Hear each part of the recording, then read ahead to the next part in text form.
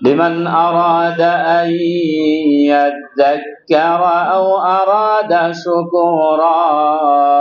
কুমিল্লা মুরাদনগরের কাজী শাহ মোফাজ্জল হোসেন কায়কোবাদ ও তার নেতাকর্মীদের সন্ত্রাসী কর্মকাণ্ড বন্ধ ও বিচারের দাবিতে সংবাদ সম্মেলন করেছে মুরাদনগরের সাধারণ ছাত্র জনতা। সংবাদ সম্মেলনে বক্তারা বলেন, গণঅভ্যুত্থানে দেশের ছাত্র জনতা, শ্রমজীবী মানুষ এবং সাধারণ নাগরিকদের সঙ্গে মুরাদনগরের ছাত্র জনতাও সর্বোচ্চ ত্যাগ স্বীকার করেছে।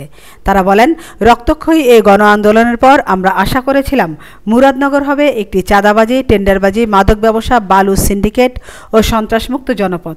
কিন্তু 5 আগস্টের পর যে রাজনৈতিক পরিস্থিতি তৈরি হয়েছে তাতে মুরাদনগরবাসী হতাশ। স্থানীয় নেতা কাজী শাহ মোফাজ্জল হোসেন কায়কোবাদ ও তার নেতাকর্মীরা আওয়ামী লীগের হুবহু প্রতিচ্ছবি হয়ে দাঁড়িয়েছে। সিন্ডিকেট ও সন্ত্রাসের মাত্রা পূর্বের চেয়ে বহুগুণে বেড়েছে। গত 24শে মার্চ মুরাদনগর থানা থেকে চাঁদাবাজির অভিযোগে গ্রেপ্তার হওয়া শ্রমিক দলের নেতা আবুল কালামকে জোরপূর্বক ছাড়িয়ে নিতে থানায় হামলা চালানো হয়। এই হামলার নেতৃত্বে কায়কোবাদ অনুসারী উপজেলা যুবদলের যুগ্ম আহ্বায়ক মাসুদ রানা দেশীয় অস্ত্র নিয়ে সন্ত্রাসীরা সরাসরি থানায় হামলা চালায়। 2 প্রকাশ্যে ব্যবসায়ীর উপর হামলা। মুরাদনগর বিএনপির সভাপতি মহিউদ্দিন অঞ্জনের নেতৃত্বে সন্ত্রাসীরা প্রকাশ্যে দিবালোকে 7 নং পশ্চিম বাঙ্গরা ইউনিয়নের দিগিরপাড় গ্রামের ব্যবসায়ী এনামুল হাসানের উপর হামলা চালায়। এই ঘটনায় মুরাদনগর উপজেলা রাজনৈতিক অস্থিরতা, নিরাপত্তাহীনতা এবং আইনের শাসনের দুর্বলতা প্রতিফলিত হয়। সংশ্লিষ্ট কর্তৃপক্ষের দ্রুত ও কঠোর ব্যবস্থা গ্রহণ করা একান্ত প্রয়োজন।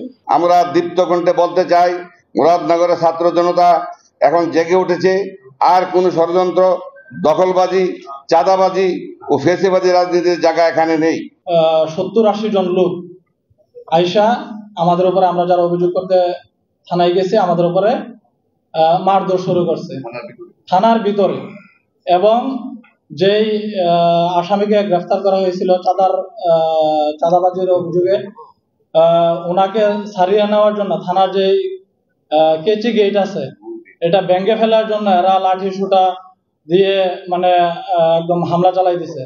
এবং এগুলার ক্লিয়ার ভিডিও আছে আমাদের কাছে, আমাদের ছাত্রদেরকে কিভাবে মারধর করছে এবং থানার কেচি গেটে যে ভাঙচুরের জন্য কিভাবে বাইরে করছে লাঠি সোটা দিয়া, এগুলার ক্লিয়ার ভিডিও আছে আমাদের কাছে। ক্লিয়ার ভিডিও থাকার পরেও মুরাদনগরের একদল কুচক্রী লোক তারা এগুলা এখনো অস্বীকার করতেছে যে তাদের নামে নাকি মিথ্যা মামলা দেওয়া হয়েছে। সেই জুলাই হত্যাকাণ্ডের আসামি এই হাতিরঝিলে, ওনার সাথে ওনার ছবি এবং আওয়ামী লীগের ছবি, ওনার পোস্ট প্রতিবেদন, এই যে ওনার মামলার কপিও আছে। 56 নম্বর আসামি।